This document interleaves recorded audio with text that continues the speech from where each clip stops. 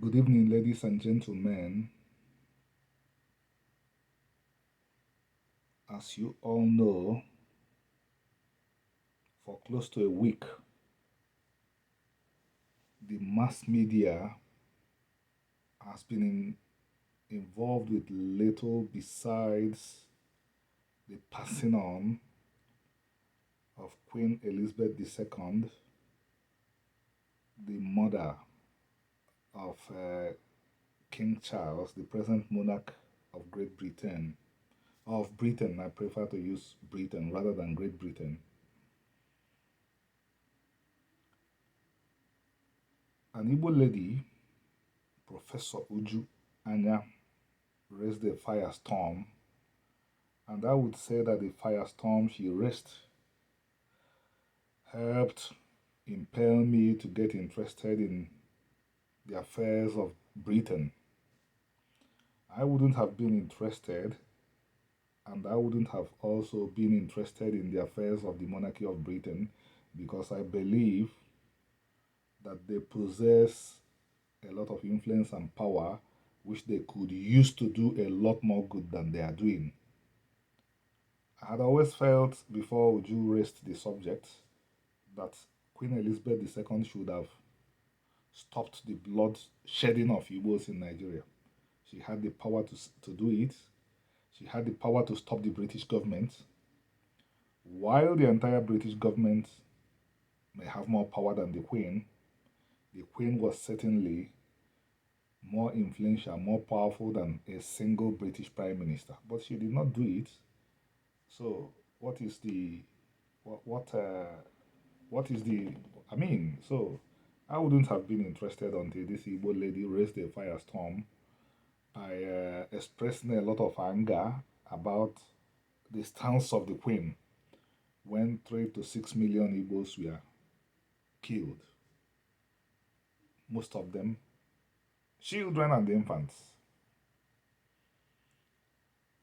because of the fire that she raised. I saw myself listening to speeches by people like King Charles, and then I was impelled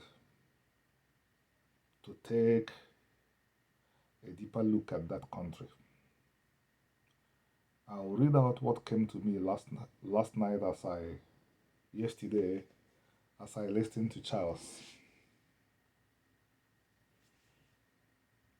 If you watch the proceedings around Queen Elizabeth II's passing carefully, and you know what to look for and at, if you see Britain as symbolic of Europeans and other mature peoples, the peoples I refer to as the mature peoples are the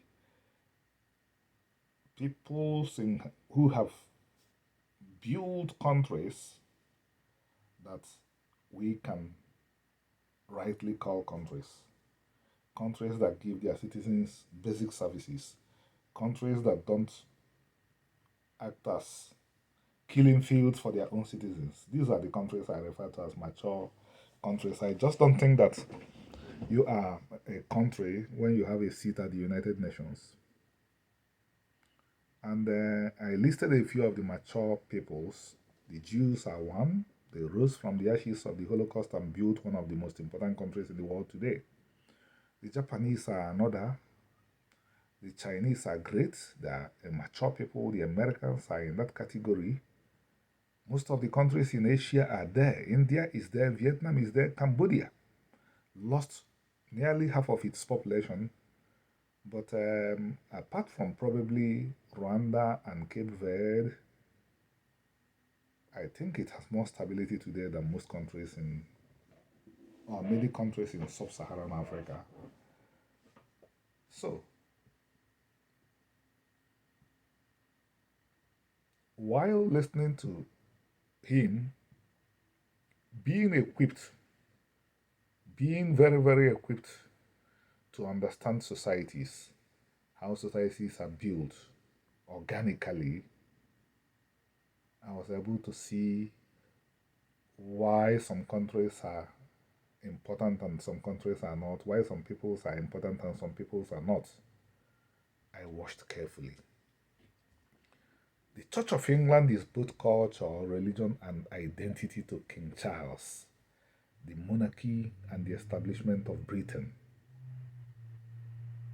At this stage, I was forced to begin to think about the relationship of this Church of England to the Igbo people.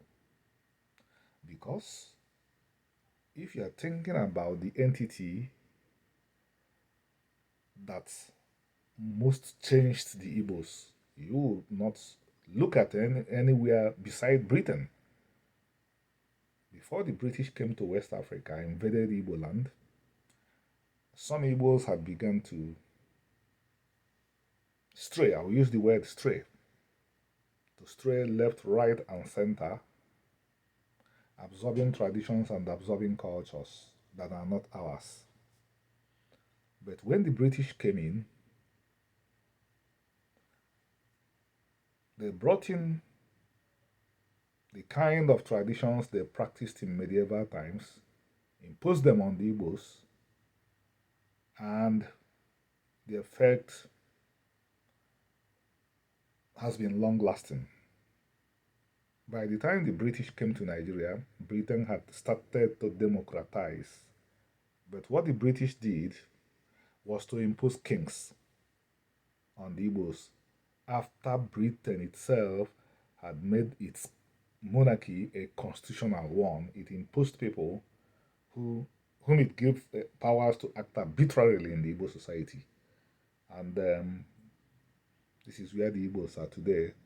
So, as I was listening to Charles yesterday, I was forced to look at a central institution in the United Kingdom and at that same institution in the Igbo society. And what I'm going to read out hereafter is my thinking. I watched carefully. The Church of England is both culture, religion, and identity to King Charles, the monarchy, and the establishment of Britain. What is the Church of England to the Igbo who professes the Anglican religion? Does it give him or her religion, culture, and identity as it gives Prince William? I want to look at religion as a positive thing now. I know that religion can be bad. Religion can be used to do bad things, just as it can be used to do good things. I want to look at it as something that could be used to do good. Does it give the Igbo that adheres, does the Church of England give to the Igbo that adheres to it religion, culture, and identity as it gives Prince William? I would say no. It gives the Igbo neither culture, nor religion, nor identity. Even if an Igbo becomes Archbishop of Canterbury, as one Igbo, Cardinal Arinze nearly became Pope, does he really become English or British? I don't just doubt. I know it will not give any of the values I listed, simply because the Igbo person's experiences were not among those that constructed this pillar of British society. I know the Igbo who rises to become head of either the Anglican or Catholic religions will only be trying to be what they are not. And while they are trying to be what they are not, they will be losing a sense of who they are. Yeah. Igbo land is virtually upside down today. The era measures the ancestors of the Igbos used to pacify the people and pacify the land when the people run amok as they are running today. Because the Igbos have left the Igbo religion. Nothing is being done, and the land is vomiting the people, which means that the religions Igbos adhere to today are not giving Igbos religion. The Igbo Archbishop can become the Archbishop of Canterbury, but he cannot really become a real member of the church. The real members produce the head. I'm trying to make things simple because the Anglican Church does far more than take a member of the royal family and make him its head. The Anglican Church built England as we see it today. The Anglican Church has not built up the Igbo society. Charles has become the head after his mother's passing. The church and the monarchy are bulwarks of Britain, very much interlinked. My advice to Igbos, as I cannot speak for all Africans, as Professor Juanya, who expressed her justified anger over the late Queen's silence and inaction, as over 3 million Igbos were murdered, assume she can speak for both Igbos and Africans. Is greatness? I think I shouldn't even talk about greatness. I should talk about survival can only come after we, the Igbos, begin to strive to be who we are. If we are who we are, we should be worried about the emptying of the strongest of the Igbos from Igbo land. I don't think I will be exaggerating if I say that there are more Igbos in Lagos than in Igbo land currently. And day in, day out, they are faced with the threat that they should go home or risk being thrown out. The typical Igbo would say it is Nigeria. But there was no Nigeria when the two most prominent modern Igbos were born in northern Nigeria. What does this tell us? It tells us that we have a problem which Nigeria only complicates. As at the time that these two most prominent Igbos were born in northern Nigeria, Azikiwe and Ojukwu,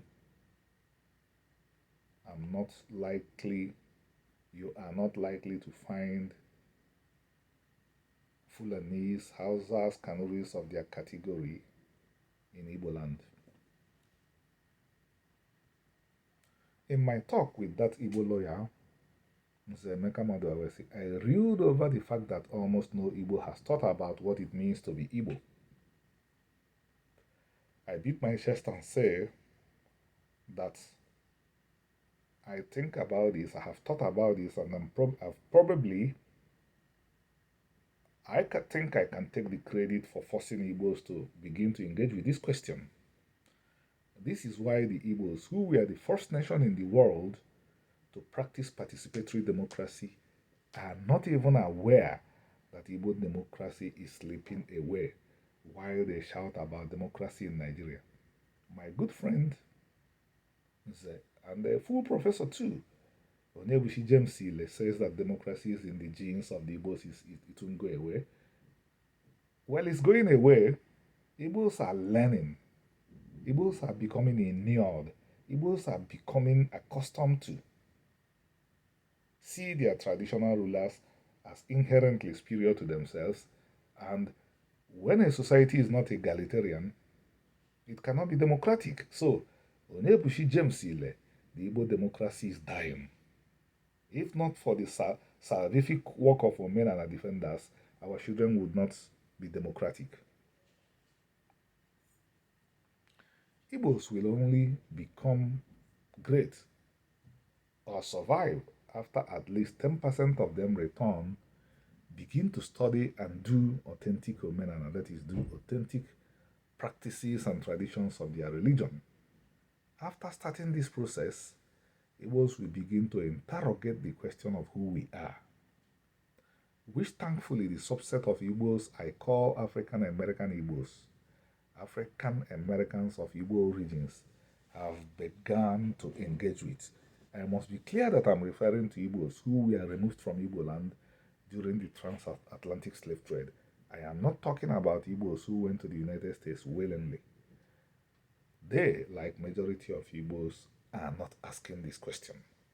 Yet, referring to Menana or returning to Menana is the best reparations Igbos will ever get against those that worked against them. This is the best revenge. We have a history with England. We will never retaliate against England. But if we go back to who we are, if we go back to that culture that Britain derailed us from practicing, that culture that Britain was aspiring to practice, derailed our practice of it, handed us to us a culture it practiced in medieval times, we would have had the best revenge against Britain. Think about this. England, Igbo land. There is no law, there is no religion, there is no culture stopping us from being as great as Great Britain, which, by the way, has dropped the title great because what makes it great anymore is not one of the major powers in the world. We wish England well. We have contributed to its greatness, and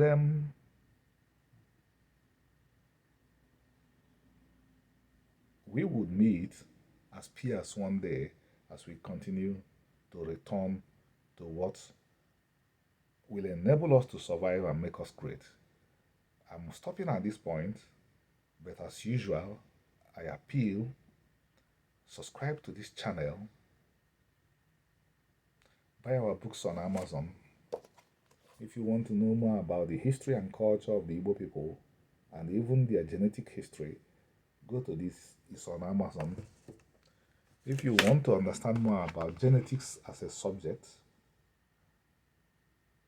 go to this and find out why more than 90% of the Igbos, both those that I referred to as those that went to America on their own and those taken away during the transatlantic slave trade, why that their DNA shows Middle Eastern, why their DNA reflects Middle Eastern whenever any text is taken. It is my DNA result by my heritage that was used to design the cover of this book. You can clearly see Middle Eastern, West Africa, and East Africa. The people will do well when they know their history. Thank you, thank you, thank you.